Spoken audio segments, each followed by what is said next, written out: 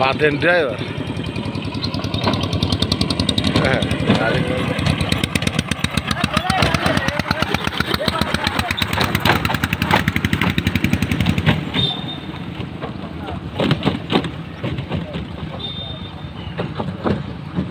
নিজ প্রয়োজনে একটু নওপাড়ায় যাওয়ার উদ্দেশ্যে রওনা হয়েছিলাম, কিন্তু কেন জানি সেই ট্র্যাকার কাঠের যে সাঁকো যে ব্রিজ, সেই ব্রিজের জামের ভিতরে পড়ে গেলাম।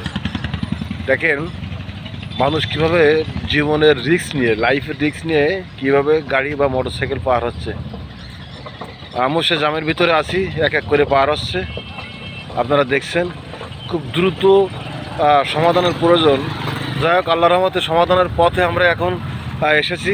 বাংলাদেশ সেনাবাহিনীর তত্ত্বাবধানে অচিরেই এর একটা সুষ্ঠু এবং সুন্দর সমাধান হবে বলে আমরা মনে করি। অচিরেই সে কার্যক্রম শুরু হয়ে গেছে ইনশাল্লাহ। এই দুর্ভোগ হয়তো মানুষেরা বেশি দিন থাকবে না।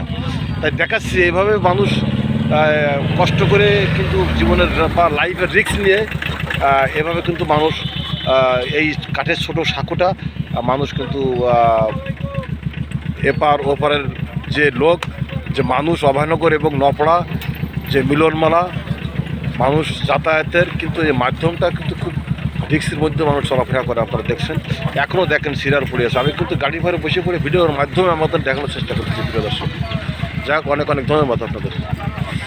দেখাই আমি দেখানোর চেষ্টা করছি, আপনারা দেখেন। Thank you. অচিরে আমাদের এই বিপদ থেকে আমরা রক্ষা পাবো ইনশাল্লাহ, এবং অচিরে এর একটা সুষ্ঠু সমাধান হবে। সে পথে আমরা এখন হাঁটছি। ধন্যবাদ সকল।